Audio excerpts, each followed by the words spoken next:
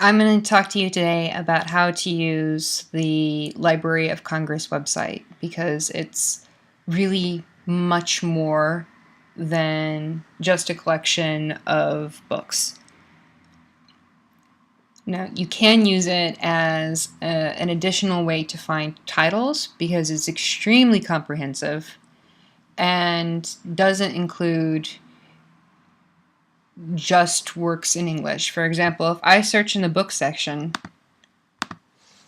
for Renee Vermeer,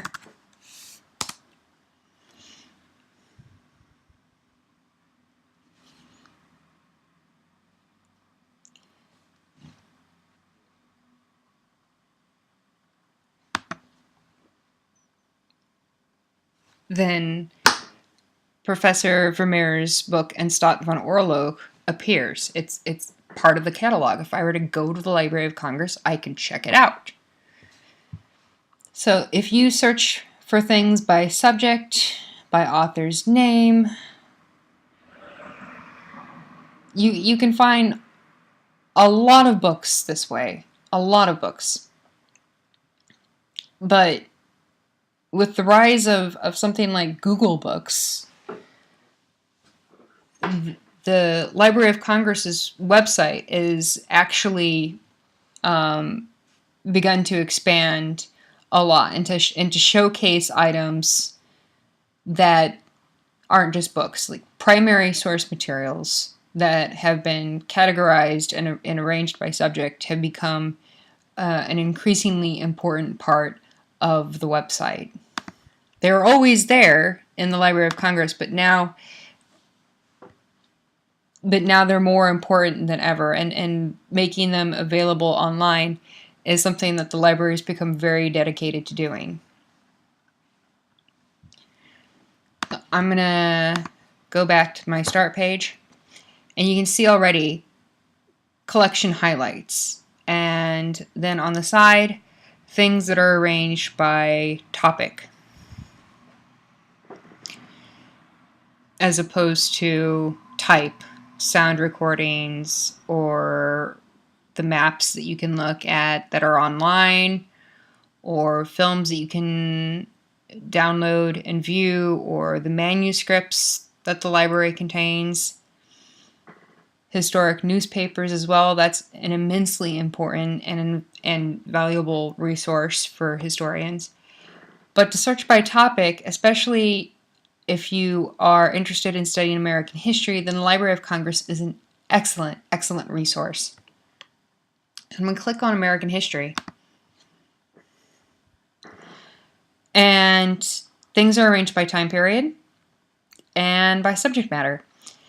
Some of these collections are more important than others. Some of the material you're going to be able to find elsewhere, but some things, like the Lincoln Papers, this is where they are. This is where you're going to be able to look at them. So if you click on the Lincoln Papers, this is the page that will open up. And it gives you background on how the collection is organized, how many there are, 20,000 documents. 20,000 documents. Information on where everything came from. It's just if you want to research the Civil War or Abraham Lincoln, this is the place where you want to be.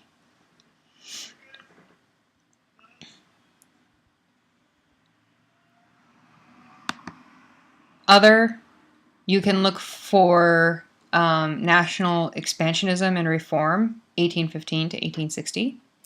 Although not everything that's listed in here, obviously, dates from that period.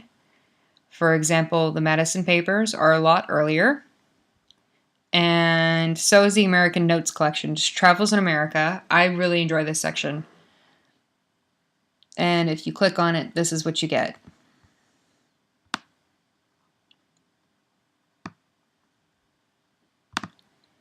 American Notes, Travels in America, 1750 to 1920.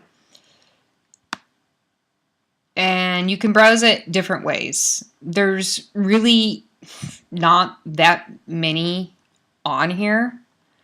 just 253, but some of them are really, really interested. So you can search these by subject. So the place that they went to or the things that they write about, the author, if you have a particular author in mind and you want to read what he wrote about his trip through the Americas, you can look there. For example, like it says, you can read Robert Louis Stevenson's account of his trip, or that of James Fenimore Cooper, Charles Dickens, Washington Irving. So a lot of really famous people, but also some people who are not so well known. And this isn't only of interest to people who are studying American history in particular, because some of these are also about New York, which, as you should know, used to be New Amsterdam. And there's one journal in here in particular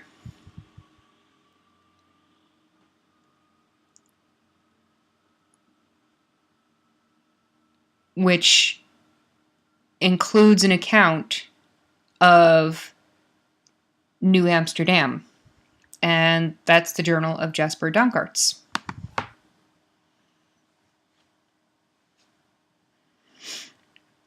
And here you click on it, you get the basic information,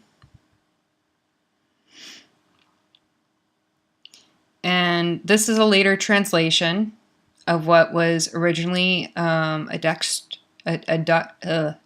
text. And you can view this edition, the translation, clicking, and it'll take you through to the table of contents. Now, this is where the Library of Congress site is not so good. In some ways, it's an advantage to do it this way because it gives you a transcript of what's there. But to see the image, you have to specifically click Page Image. See? And you can't get a PDF of it. You can get a TIFF, which will just be of this page. However, if you return to the Library of Congress website and search for it, they will provide you a link, in this particular case at least, to archive.org, where you'll be able to find the entire PDF all at once online. And you can come down to the bottom and you hit next page, and it'll take you to the next image of the next page. Or you can return to full text display. Now, the text display is useful if you're having trouble reading the type font in which the text has been set. So there is an advantage there, but overall, I think most people, especially if the typeface is very clear, would much rather just have the PDF that they could download all in one go, rather than having to go page by page through the images.